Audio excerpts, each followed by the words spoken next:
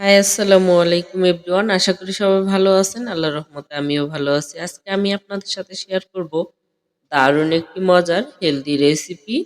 এই যে দেখতে পাচ্ছেন, এখানে আমি প্যানে দিয়েছি পানি। পানিটা গরম হওয়ার পরে দিয়ে দিলাম গাজর। গাজরটা আমি কুচি কুচি করে কেটে ধুয়ে পরিষ্কার করে নিয়েছি। এবার আমি দিয়ে দিলাম লবণ, দিয়ে ঢাকনা দিয়ে ঢেকে কিছুক্ষণ সিদ্ধ হতে দিলাম। কিছুক্ষণ পরে পানি ফুটে উঠেছে। এবার আমি দিয়ে দিলাম নুডলসে থাকা সেই মশলা, নুডলসের মশলা। বুঝতে পারছেন আমি আজকে নুডলস রান্না করতেছি। আর এখন দিয়ে দিচ্ছি ডিম। এই রান্নাটা কিন্তু তেল ছাড়া রান্না হবে। খেতে কিন্তু খুবই সুস্বাদু এবং হেলদি।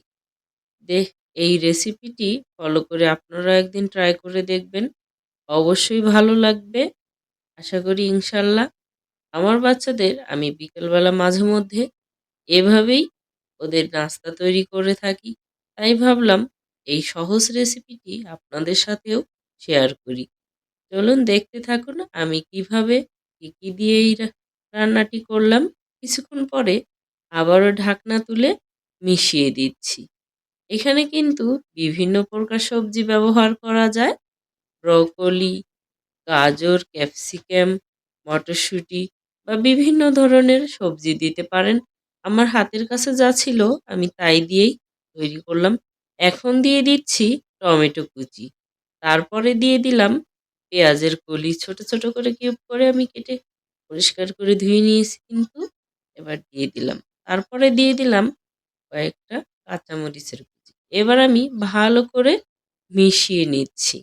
দেখুন মেশানো শেষ। এবার আমি দিয়ে দিচ্ছি অল্প পরিমাণে সয়া সস। আপনাদের হাতের কাছে সয়া সস থাকলে দিতে পারেন, আর না থাকলে স্কিপ করতে পারেন, সমস্যা নেই। কারণ এটা এমনিতেই খুবই মজার। কারণ নুডলসে থাকা মশলাতে সব ধরনেরই টেস্ট আছে, কারণ ওটা দিলেই এনাফ। কিন্তু আমি বাড়তি স্বাদের জন্য একটু সয়াবিন সস দিয়ে দিলাম। এবার আমি দিয়ে দিচ্ছি টমেটো সস। টমেটো সসটা দেওয়াতে কিন্তু এর টেস্টটা আরও দ্বিগুণ বাড়বে। তাই আমি অল্প পরিমাণে একটা মিনি প্যাক দিয়ে দিলাম।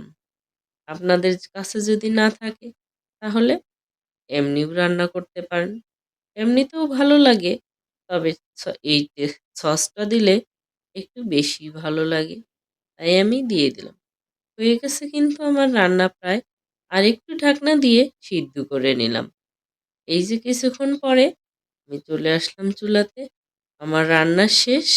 দেখুন চুলাটা অফ করে দিয়েছি। হয়ে গেছে আমার সুস্বাদু নুডলস রান্না। ধন্যবাদ সবাইকে আমার এই ভিডিওটি দেখার জন্য, আমার সাথে থাকার জন্য। এবার আমি পরিবেশন করে টেবিলে চলে আসছি। আর সাথে নিয়েছি কিছু পাকোড়া। এই রেসিপিটি আপনাদের সাথে পরবর্তীতে শেয়ার করব। ধন্যবাদ সবাইকে। Thanks for watching. আল্লাহ হাফেজ।